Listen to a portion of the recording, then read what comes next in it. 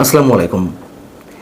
এনসিপির শীর্ষ নেতাদের দুর্নীতি কিংবা লুটপাট, তাদের অভ্যন্তরীণ রাজনৈতিক কৌশল অথবা অভ্যুত্থানে এনসিপির এই শীর্ষ নেতাদের কোনো ধরনের কোনো ষড়যন্ত্র ছিল কিনা, মোটা অঙ্কের টাকা লেনদেন হয়েছে কিনা, কী ধরনের প্লট নির্মাণ করা হয়েছিল সেই আন্দোলনে, ইত্যাদি ইত্যাদি সম্পর্কে হয়তো আমরা অনেক কিছুই খুব দ্রুত জানতে পারবো। এবং যেহেতু এর মধ্যে আমরা জানতে পারছি এনসিপি এরই মধ্যে খুবই মারাত্মকভাবে উদ্বেগজনকভাবে বহুধা বিভক্ত হয়ে পড়েছে, সে বিষয়ে আমরা পরে আসছি। তার আগে একটু জানিয়ে রাখি, বা আপনারা হয়তো অনেকেই জেনেছেন যে এনসিপির শীর্ষ 5 নেতাকে কারণ দর্শান নোটিশ করা হয়েছে। কেন?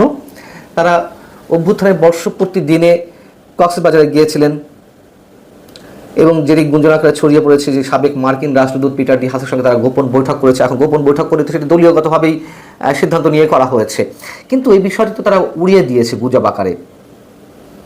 কিন্তু আমরা জানতে পারলাম যে পরবর্তীতে আবার এনসিপির দলীয় ফার্ম থেকে যারা কক্সবাজার গিয়েছিলেন তাদেরকে শোকজ করা হয়েছে।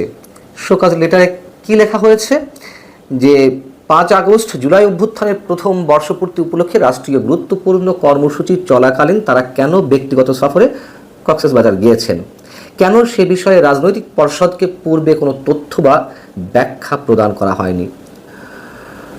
শোকজ হওয়া নেতারা কারা?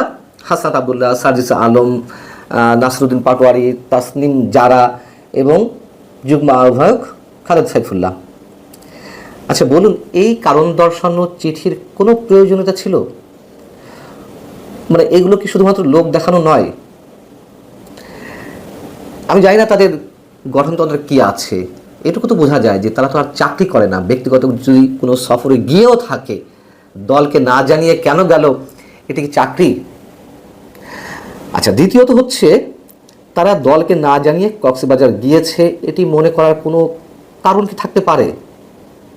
যে অভ্যুত্থানের মূল দাবিদার এই এনসিপির শীর্ষ নেতারা, তাদের একটি গুরুত্বপূর্ণ অংশ এই যে তাসনিম জারা কিংবা হাসনাত আবদুল্লাহ, সার্জিস আলম, নাসরুদ্দিন পাটোয়ারি, এরা তো সবার শীর্ষ নেতা। এর বাইরে কে আছে? আক্তার হোসেন, নাহিদ ইসলাম, এই তো, অথবা হামদান মাসুদ। তো শীর্ষ নেতাদের একটা বড় অংশ দলীয় ফোরামকে না জানিয়ে কক্সবাজার চলে গেল, এটি হতে পারে? এটি হতে পারে না। কোনো গোপন বৈঠক থাক আর না থাক, এটি হতে পারে না। অন্তত এই গুরুত্বপূর্ণ দিনটিতে তারা এভাবে যেতে পারে না। আর আমাদের ধারণা অবশ্যই তারা গোপন কোনো বৈঠকে, সেটি পিটার ডি হাসের সঙ্গে হোক বা অন্য কোনো কারণও হোক, তারা খুব গোপনেই বিশেষ উদ্দেশ্যে কক্সবাজার গিয়েছিলেন। দলে যাওয়ার কথা না তো আসলে। এখন বিষয়টি হচ্ছে তারা যে কারণ দর্শান নোটিশ দিলে, এটা হচ্ছে শাক দিয়ে মাছ ঢাকার মতন। এটি করে আরও মানুষের সামনে বিষয়টি প্রশ্নবোধক করে তুললো আরও খুব বেশি করে। ঠাকুর ঘরে কেড়ে আমি কলা খাই না, সেই অবস্থাও হতে পারে যে আগে থেকে নিজেদের নিজেরা সব কিছু মানে অনেকখানি রহস্যময় করে তুলছে। এখন পিটার ডি হাস যে কক্সবাজার ছিলেন সেটা নিয়েও বিতর্ক উঠেছে। তার সঠিক অবস্থান সম্পর্কে জানা যায়নি। কোনো কোনো মাধ্যম বলছে, জানা যাচ্ছে যে তিনি যুক্তরাষ্ট্রে আছেন, আবার কেউ কেউ বলছে না তিনি কক্সবাজার আছেন। যাই হোক, তবে আবারও বলি, বিশেষ উদ্দেশ্যেই তারা গিয়েছিলেন, এটি আমাদের দৃঢ় বিশ্বাস। এখন বিষয় হচ্ছে যেটি বলছিলাম যে এনসিপির সব অন্দরমহলের খবরের সব কিছু হয়তো খুব শীঘ্রই একেবারে খোলস ছেড়ে বেরিয়ে আসবে। তার কারণ এনসিপির গুরুত্বপূর্ণ 2 নীতি নির্ধারক আসিফ মাহমুদ সজীব ভুঁইয়া এবং মাহফুজ আলম, তারা দুজনই সরকারি উপদেষ্টা পদে রয়েছেন। তারা সাম্প্রতিক সময়ে যে মুখোমুখি অবস্থান নিয়েছেন, তাতে করে আমরা অনেক কিছু জানতে পারছি। তথ্য সম্প্রচার বিষয়ক উপদেষ্টা মাহফুজ আলম গত 4 আগস্ট তার ফেসবুকে একটি পোস্ট দিয়েছেন যে 1-11 পদধ্বনি শোনা যাচ্ছে। পরবর্তীতে সেটি তিনি এডিট করেন, সমালোচনার মুখে সেটি আবার ডিলিটও করেন। সেটিকে কেন্দ্র করে আবার আসিফ মাহমুদ সজীব ভুঁইয়া, স্থানীয় সরকার বিষয়ক উপদেষ্টা, তার ফেসবুকে লিখলেন, আগে সরকারের ভয়ে জনগণ পোস্ট ডিলিট করত, এখন জনগণের ভয়ে সরকার পোস্ট ডিলিট করে, যেহেতু মাহফুজ আলম সরকারের একটি অংশ। আসিফ মাহমুদ সজীব ভুঁইয়ার পোস্টের নিচে ছোট্ট করে লেখা ছিল যে সেলফ ক্রিটিক। নিশ্চয়ই এটি সেলফ ক্রিটিক নয়, এটি মাহফুজ আলমকে ক্রিটিক করে লেখা, এটি আমরা নিশ্চিত। মজার বিষয় হচ্ছে 5 আগস্ট অভ্যুত্থানের বর্ষপূর্তিতে সরকারের পক্ষ থেকে যে জাঁকজমক আয়োজন ছিল তার একটি অংশ ছিল ড্রোন শো। সেই ড্রোন শোতে আসিফ মাহমুদ সজীব ভুঁইয়ার এই পোস্টটি শো করা হয়, তার মানে দ্বন্দ্ব সংঘাত কোন পর্যায়ে গিয়ে পৌঁছেছে।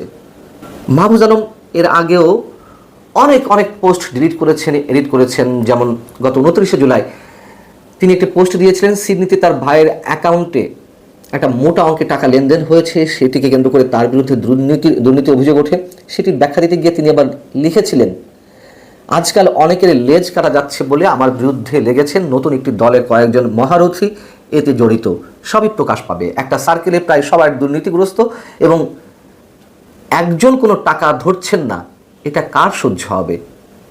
সেটি এডিট করে পরবর্তীতে আবার লিখলেন, যখন এনসিপি নেতারা তাকে তীর্যক আক্রমণ করতে লাগলেন যে একটি দলের বা একটি সার্কেলের সবাই দুর্নীতিগ্রস্ত, বোঝা যাচ্ছে কোন দলকে তিনি ইঙ্গিত করতে চাচ্ছেন, স্পষ্টভাবে এনসিপি নেতাদেরকে তিনি ইঙ্গিত করছেন।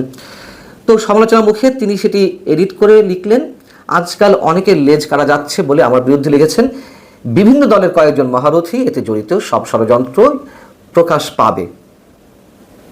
দ্বন্দ্ব সংঘাত একেবারে প্রকাশ্যে আসছে আমাদের সামনে। মাহফুজ আলম যদিও পোস্ট দিয়ে তিনি অসংখ্যবার তা ডিলিট করেছেন, তার এক্সাম্পলও আছে, এটাও সত্য কথা। তিনি ভারতের মানচিত্রের বিরুদ্ধে একটা পোস্ট দিলেন, বাংলাদেশের মানচিত্র বড় করে সেটি ডিলিট করলেন। কয়েকদিন আগে কথিত তৌহিদি জনতার উদ্দেশ্যে তিনি একটি পোস্ট দিলেন, মব ভায়োলেন্সের বিরুদ্ধে পোস্ট দিয়েছেন, এগুলো আবার এডিট করেছেন, কোনোটি সংশোধন করেছেন। এবং এরও আগে আমরা জানি যে এনসিপি যখন গঠন হবে, ফরমালি আত্মপ্রকাশ করবে, কে আহ্বায়ক হবেন এটি নিয়ে নিজেদের মধ্যে দ্বন্দ্ব শুরু হয়েছিল। কোনো এক ছাত্র উপদেষ্টার বাসায় কেউ কেউ মাহফুজ আলমের নাম প্রস্তাব করেছিলেন, আবার বড় একটি অংশ চাইছিল নাহিদ ইসলামকে। তো নাহিদ ইসলামই শেষমেশ আহ্বায়ক হলেন। দলের মধ্যে গ্রুপিং, লবিং থাকতেই পারে বুর্জোয়া রাজনীতিতে, তারাও তো আর বুর্জোয়া রাজনীতির বাইরের কিছু নয়, বরং তারা পেটে বুর্জোয়া, আমরা এটা বলতে পারি যে বুর্জোয়ার চেয়ে ভয়ঙ্কর কিছু। ধরে নিলাম যেগুলো থাকতে পারে, কিন্তু আত্মপ্রকাশ আগে থেকেই, বিকশিত হওয়ার আগে থেকেই যে ধরনের গুরুতর সব অভিযোগ তাদের বিরুদ্ধে উঠছে, একে অন্যের বিরুদ্ধে অভিযোগগুলো করছেন, এই দলের ভবিষ্যৎ নিয়ে আমরা নিশ্চিতভাবে শঙ্কিত। এবং আমরা হিন্দি মুভিতে দেখি না, গ্যাংস্টাররা নিজেদের মধ্যে ভাগাভাগি করতে গিয়ে একে অন্যকে ফায়ার করছে, নিজেরাই শেষ করে দিচ্ছে নিজেদেরকে।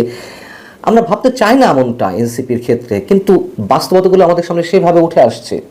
এই এনসিপির নেতাদেরকে তো আমরা সমর্থন দিয়েছিলাম, দেশের বড় একটি অংশ সমর্থন দিয়েছিল, কিন্তু তারাই তাদের ব্যক্তিগত কেরিয়ার হোক, পেশাগত জীবনের কোনো ভালো কিছু থাকতেও পারতো সেটি হোক, অথবা রাজনৈতিক ভবিষ্যৎ হোক, সবই তারা নিজেরাই শেষ করছে, এটুকু স্পষ্ট করে বলতে পারি।